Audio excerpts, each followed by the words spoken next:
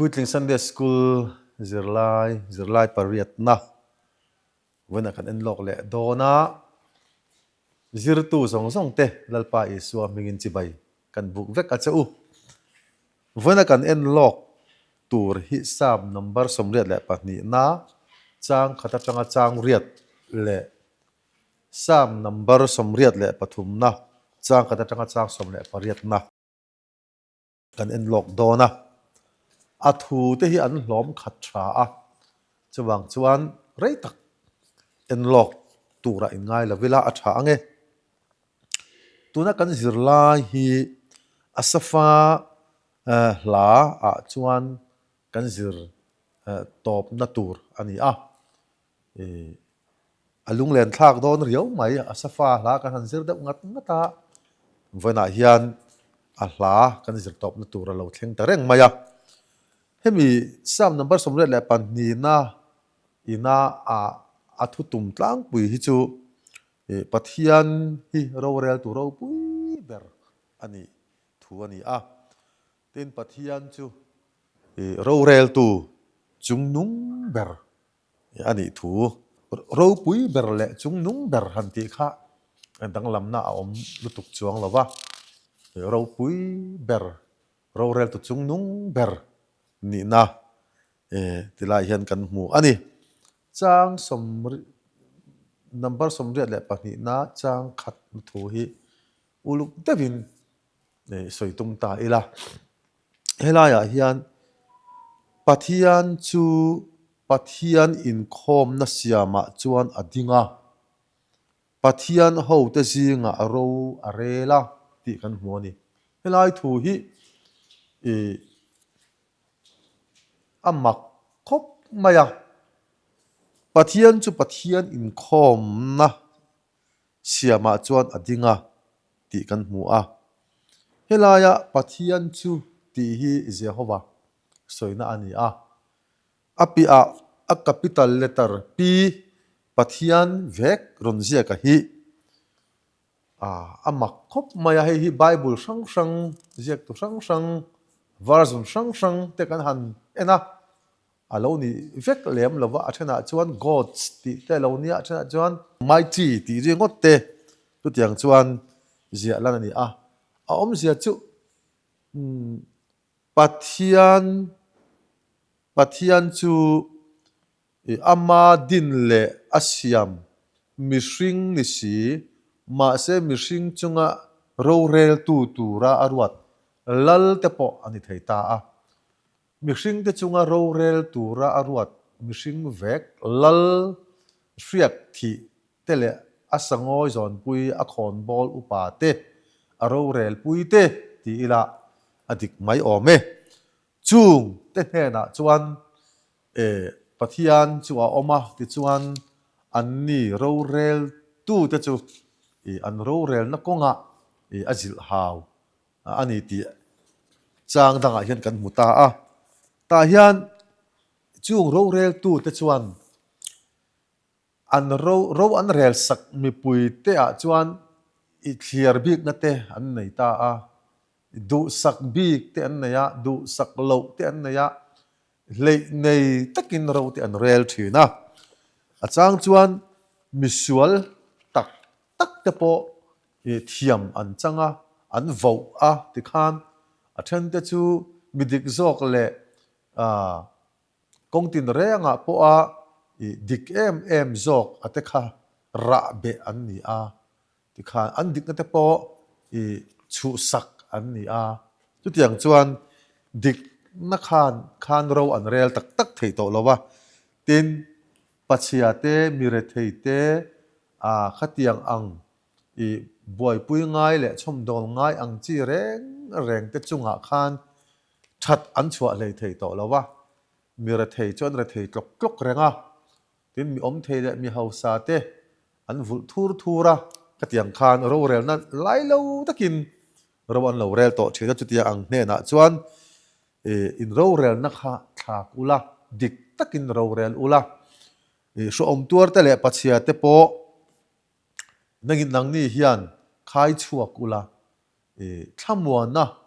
pero u ti zong te khan an soi kha ni a tiang chuan chu tiang anga ro rel na dik in keng ko lova le nei taka ro in rel sel chuan nangma ni a rel tu te nge hian in tuarang mi pang ngai satli ang mai boral na angin in boral anga thi na angin in thi ang ti in tilai hian an soi chowa ti chuan atop na chuan pathian chu dik taka ro rel turin aron som ani ti kha sam number somre le pani na kanita a somre le pathum na kan kal chowanga hei po asafa fakna la ani a to soi to ang khan hei ba ke chu ni asafa fakna la hi kan zir le to lo mai thei ani an nung ber ani to dona ti chuan helai sam somre le pathum na chungchang ve thu ero hi chu Israel fa ten har sapna lian tak namdang lak atanga shomna buaina har satna anto chumi den chena pathian hena chanpui turangen na le pathian enkolna andil na te tin an melma anma ni ti chatu le anma ni ti boral du tu nam de chu ti boral ve vek tura pathian somna le auna ani a sam somriat le pathumna chang khat thu te tin chang ni thu te khati khan chang thumna chang nga na thleng te khan Israel ho chu pathian vo bik nam an ni a pathian vo bik nam te chu a vo bik velo nam chi sang te chu an in ron khomin chung pathian vo bik nam te chu dova ti cheturin anin hor khom ani ti khatila khan ron tar langa chung nam te chu Edom mi te tin Moab mi te Hagar ho te Gebal kanti ho te Ammon ho te Amalek ho te tin chumi piala ma chuan Philistia ho te tin chu le chuan Tura ho te tiang khan nam sang kha anma ni Israel ho do tur le ti cheturin anin hor khoma anin thurwala anin ron tiang zong khan anon soya hela hian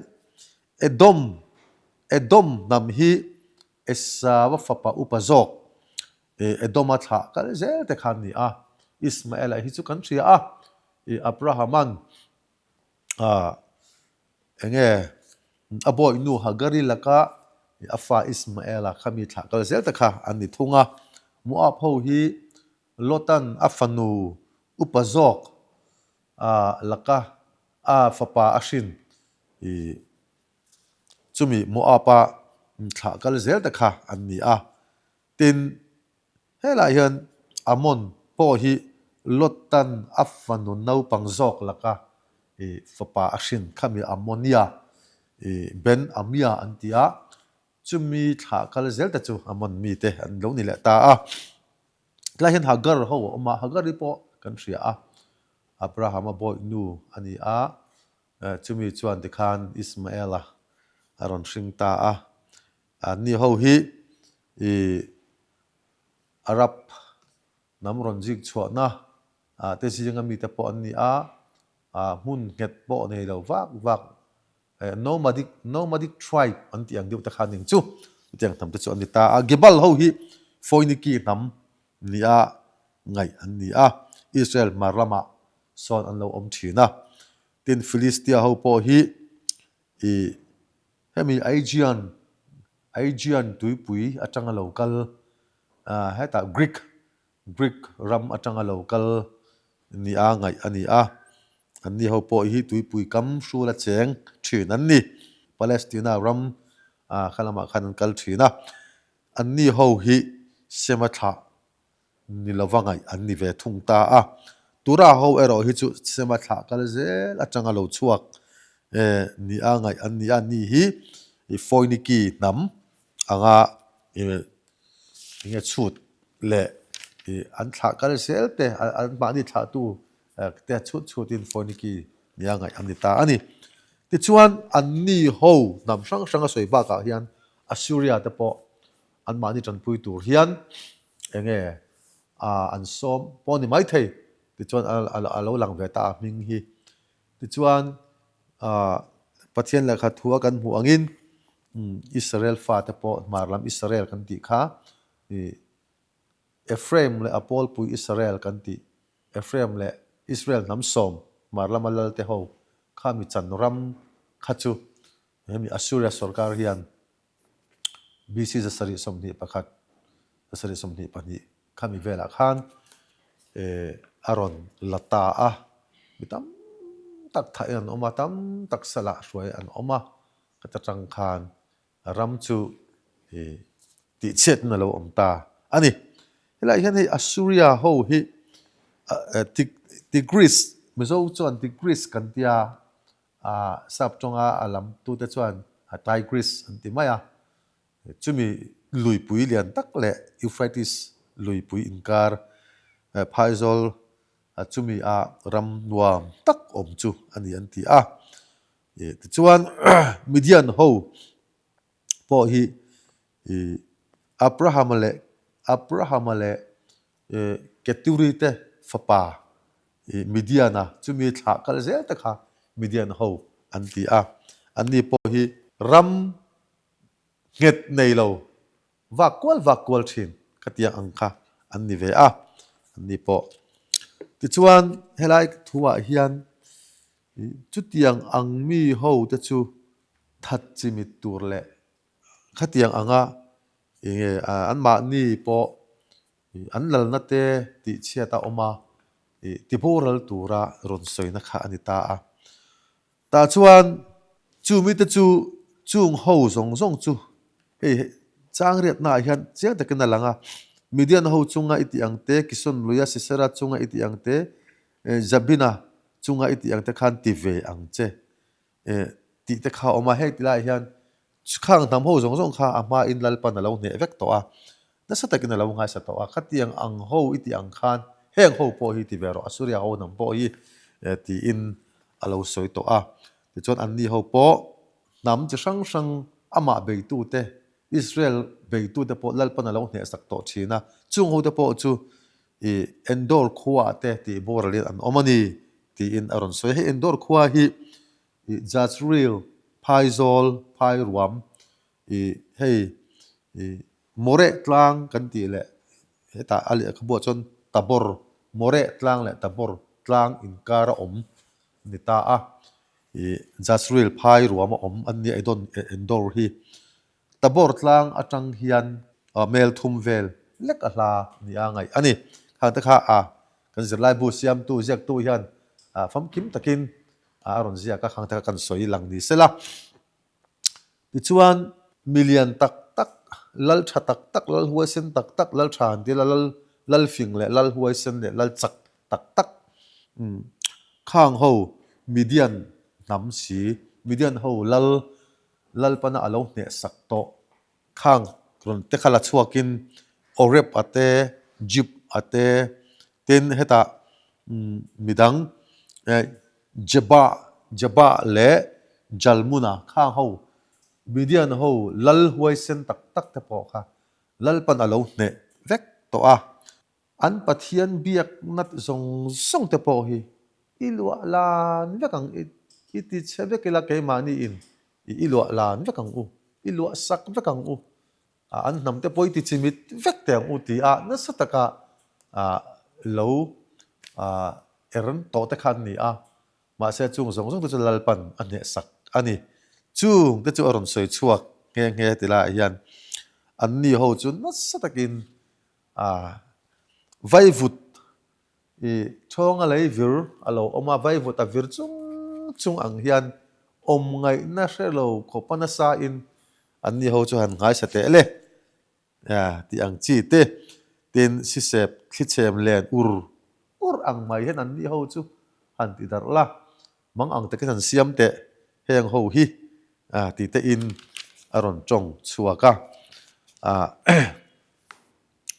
maro chu adu thua chu heng ho hian na sat taka iti du da na le